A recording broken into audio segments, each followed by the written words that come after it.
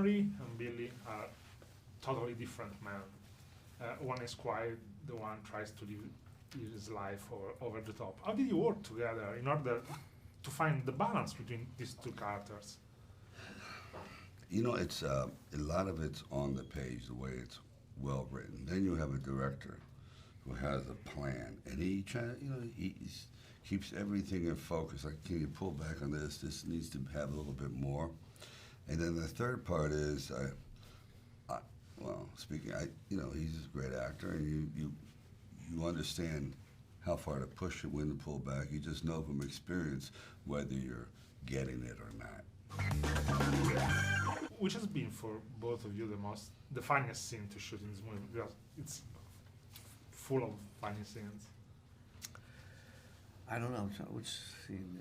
Well, there's nothing like going into the ring. You know what I mean? Mm-hmm. We're just walking into the ring. There's a couple scenes before we got into the ring where he's giving me a hard time. I don't know if it'll probably make it in the director's cut, but he's goofing on me. And so it's just right up to the end, and the jokes and the fighting. And then afterwards, at the very end, where we talk, that to me is the best part of it. You know what I mean? Yeah. Is there anything in Billy's character in which, in real life, you can see yourself in some way? Well, you always use any part of yourself that you can draw on that's applicable to the character. You do. I mean, I think that's the way you make it personal. It's maybe not exactly the way it's been conceived, but then the director will know. A smart director will know. Well, that's what they can do. The best way they can interpret the character. And so that's my thing about acting is that you draw on whatever it is, as long as you don't hurt yourself or anybody else. I think this movie is also a great supporting cast. What about working with Kim Basinger?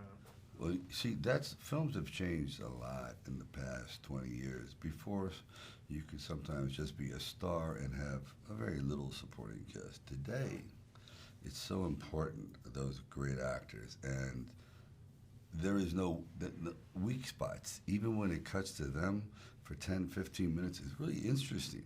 So you don't always have to be with us. They have a great story going on, great chemistry. Yeah, very, very lucky for that. And every one of these people have been stars in their own movies. See what I mean? So they are legitimate. They can hold them whole movie easy. They don't need us. They're doing fine. Why, in your opinion, boxing movies are so popular? And which is your favorite one, of course, except Rocky and Raging Bull?